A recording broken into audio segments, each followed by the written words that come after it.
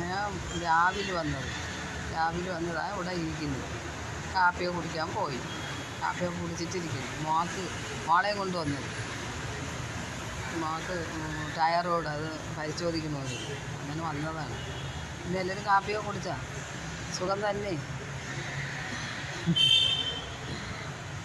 മോളും ഉണ്ട്. ഞാനും മോളും കൂടെ വന്നാണ്ട് ഇരിക്കുന്നുണ്ട്. മോളും കൂടെ ഉണ്ട്. കാണാൻ അറിയാൻ വയ്യ. ഇവിടെ ഭയങ്കര ഇരുട്ട് കണക്ക്. മഴക്കോള്, നല്ല കോള്. ഇനി ചെന്നിട്ട് വേണം എല്ലാ ജോലിയും ചെയ്യാൻ. അടുത്തേരം ഒരു കാറ്റ് വെച്ചിട്ട് വന്നു. മോൻ ചോറ് കാപ്പിയൊക്കെ കൊണ്ടുപോകണം. അതൊക്കെ ശരിയാക്കിയൊക്കെ കൊടുത്തിട്ടാണ് നമ്മൾ ഇറങ്ങി. ആട്ടയിലാണ് വന്നത്. 6:30 മണിയൊക്കെ ആയപ്പോൾ ഇനി ടോക്കൺ എടുക്കണം, അല്ലെങ്കിൽ ഒരുപാട് നേരം നിൽക്കണം. അതാണ് കാലത്തേ വന്നത്. നമുക്ക് ആദ്യത്തത് തന്നെ കിട്ടി.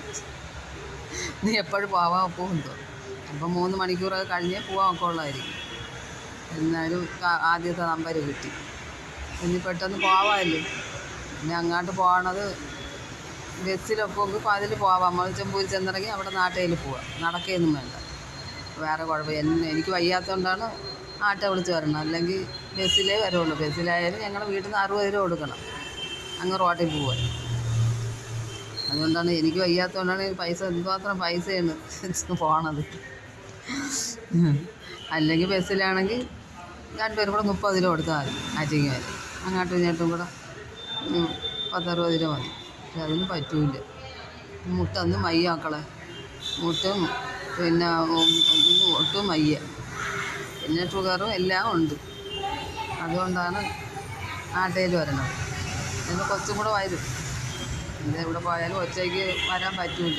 കൂടെ വരും. എന്തെങ്കിലും ആയിപ്പോയാൽ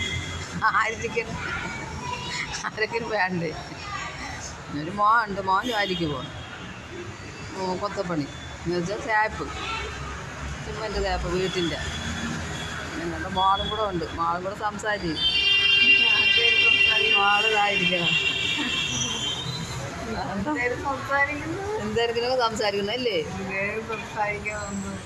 ഒന്നുമില്ലെന്ന് സംസാരിക്കാൻ. എൻ്റെ മൊബൈലിൽ ഒന്നുമില്ലെന്ന് സംസാരിക്കാൻ.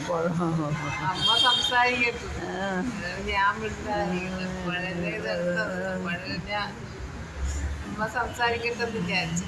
ഒന്നും അറിഞ്ഞുകൂടാ. ഒന്ന് ഓപ്പൺ ആക്കാനോ ഒന്നും അറിഞ്ഞുകൂടാ. പിന്നെ ഞാനാണ് ശരിയാക്കി കൊടുത്തത്.